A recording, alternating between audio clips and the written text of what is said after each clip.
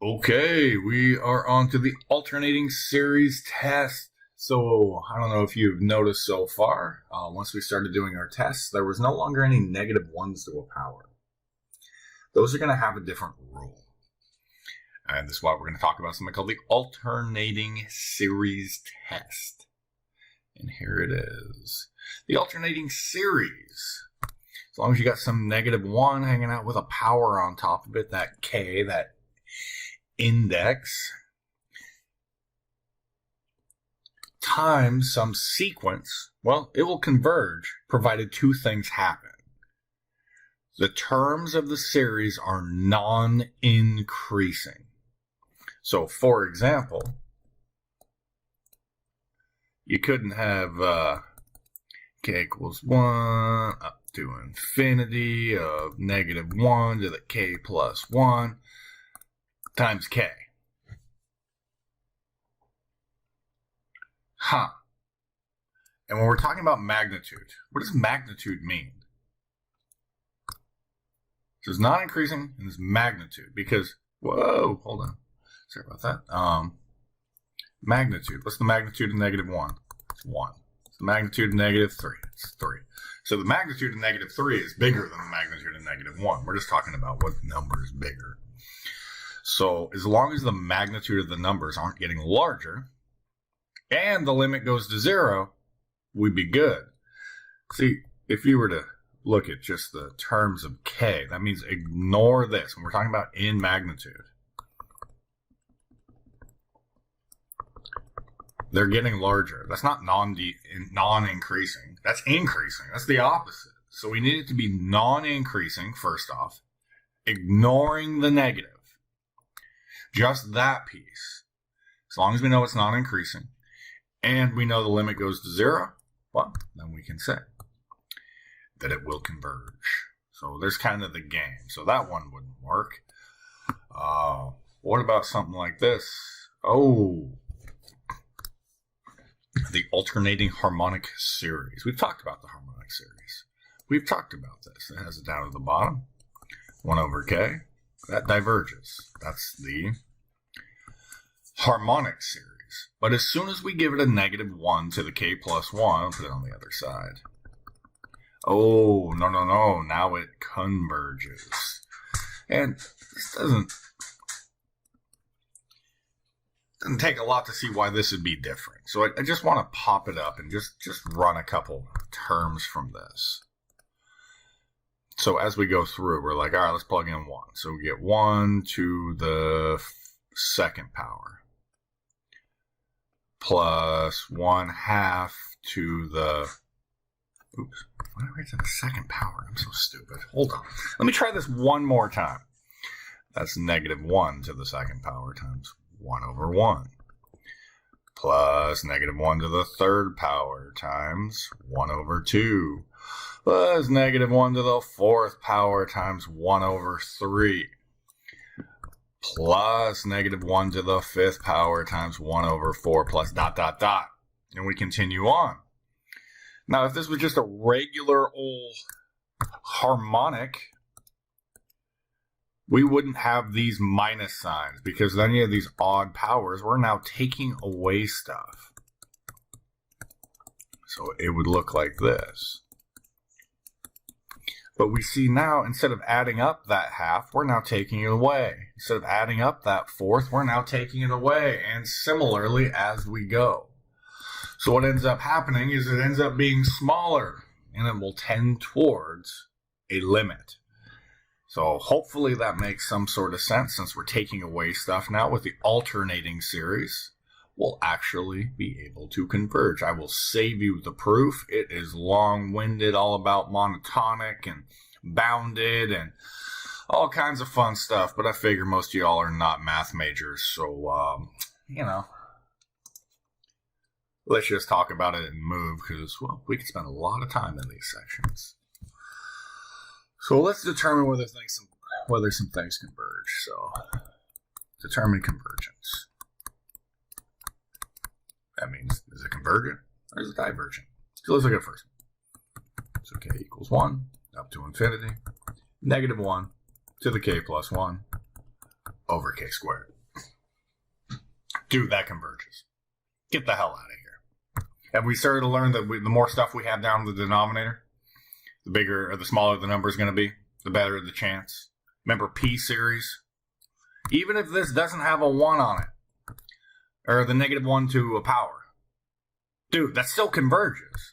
Now we're going to have it converge even better. So we got our -1 to the k plus 1. So the first thing we need to do is we need to just state step 1.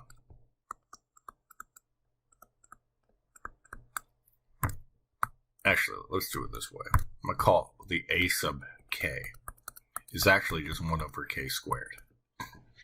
We're ignoring the -1 to the k plus 1 when we're doing any of our work in here. We see it, we know it's there, but we're going to ignore it in order for us to do our work. So this is decreasing. I don't need to take a second derivative. I don't need to do any of that crap, or first derivative.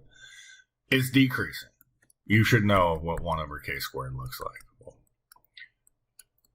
that's what it looks like. But when we're dealing with just positive values, this is always decreasing. And that's actually for 1 over x squared, not 1 over k squared. So it's decreasing, and then we just need to take that out, and we need to look at the limit as k goes to infinity of our a sub k.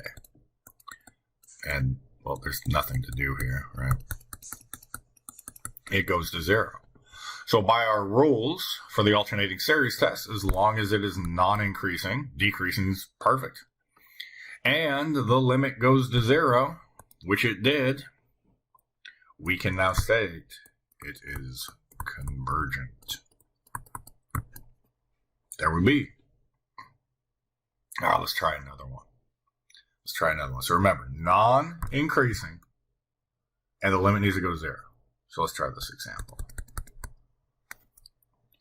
2 minus 3 halves plus 4 thirds minus 5 fourths plus ... I'm just going to follow that pattern. You see it? Can you set up your own sum? We worked on that stuff at the beginning, making sure that we could pop one up, but I think it'd be easier if we did this. Can you see it? 2, 3, 4, 5. 1, 2, 3, 4. So by our index, we want to set this thing up into a sum where like k is equal to 1 up to infinity. Now we'll put our -1 in there in just a second. But we need to think, what's up top? This looks like 2, 3. So the index, or these numbers are 1 bigger than the index. So we could say it's k plus 1. Next we look here, there's our first term, or actually let's write it first, second, third, fourth. So maybe if you write it up top. So it's been a while since I've done this. I don't have all my tricks that I used to have when I was a badass with this. Now I'm just an old dude that's trying to remember all this crap. So it looks like all the terms up top are 1 term ahead of the index, or 1 number ahead of the index, and the terms down below are the same as the index. So we could just call it k. Now I'm still trying to set this bad boy up. Can you put your -1? Can you see where it goes? This -1 to the... Is it k or is it k plus 1? Well, it looks like the odd terms are positive and the even terms are negative. Therefore, we want to use a k plus 1. And just for example, what's 1 plus 1 for our first term? It's 2. And that would give you a positive, right? Anything raised to an even power will be positive. So we have it. So we want to look at this and we're like, is this decreasing? Could be. Could be. But I think there's something else that's jumping out to me by looking at this. Set up a sum. I'm going to actually jump past because I have a sneaking suspicion that this limit doesn't go to 0. So all you got to do is poke one hole in the argument. You can show like, hey, dude, that thing's increasing. Boom, divergent. Hey, this limit doesn't go to 0. Bang, divergent. And you're done. See, to find something that's convergent, you have all these rules you have to follow. As soon as you can poke a hole in that argument, boom, divergence. So divergence test here would probably be the best, which would mean just take a limit. If it doesn't go to 0, well, shoot. We got issues. And hopefully your, oops, no equal sign here. Clear seeing this, the limit is k goes to infinity of k over k plus 1 over k. Well, come on, man. Come on, man. That's 1 plus 1 over k. That goes to 0, giving us a 1. That does not equal 0, therefore this is divergent by the divergence test and the alternating series test. So I'm just writing them down because soon you're going to learn a fun-filled game that we're going to play on our next exam. All right, one more. Sorry that this is such a... all these videos are so gosh darn long. I try and keep them short. I promise I do. But I got to do something in these videos besides like all problem or one quick thing. So, okay, let's see. And this one's going to get a little rough. I got to show you some tough ones too. All right. So we need to go through and figure out that this is decreasing in magnitude. So again, each time you see the little -1, you're like, nah. I'm going to call some a sub k over here, and I'm going to deal with this. So we need to see that, is this decreasing?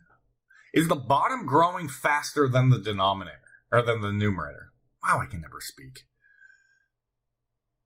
Well, yeah, it does. Yeah, it does. And I'm actually going to show this. A way that we can do this to see if it's decreasing is we can call this some f of x. And remember what we learned with decreasing, increasing? Do you remember that from Calculus 1? It's called take a derivative, figure out whether it's equal to 0 so we can figure out whether it's growing, positive, or whether it's getting bigger, or whether it's getting smaller.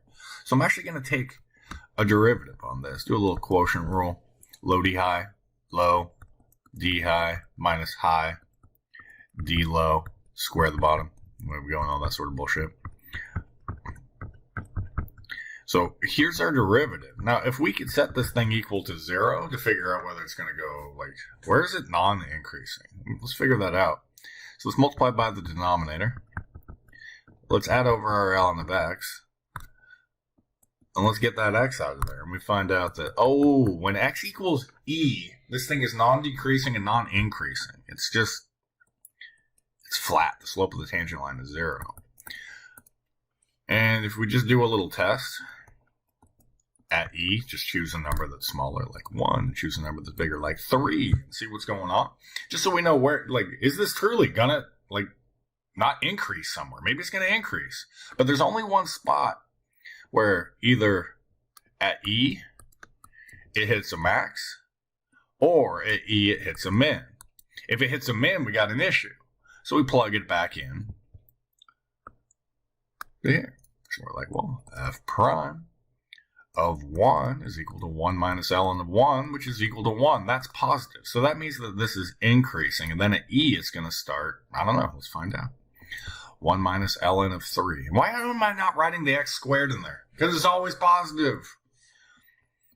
And this is negative. Oh, so it does decrease. So it's saying after the third term, it will decrease. Is that good enough? Yeah, it's good enough. It's good enough. As long as k is greater than or equal to 3, yeah, the first condition's met. We just have one term in there that's not. So it is non-decreasing. Now, I don't want you to have to do this. Know that k is going to grow faster than ln of k, so we can jump this step. Know that ln of k does not grow as fast as just k does. Knowing that step allows you to just state, because you don't have to do all the work, you just have to state, and you have to be right. And now we're going to do the limit as k goes to infinity of our a sub k. Notice we don't touch the -1. Leave that crap alone. So we do L'Hopital's. Oops. And we get the limit as k goes to infinity of 1 over k. Come on, man, that goes to 0. Therefore, we have a convergent series. Well, at least it beat 15 minutes this time. All right, I will see you in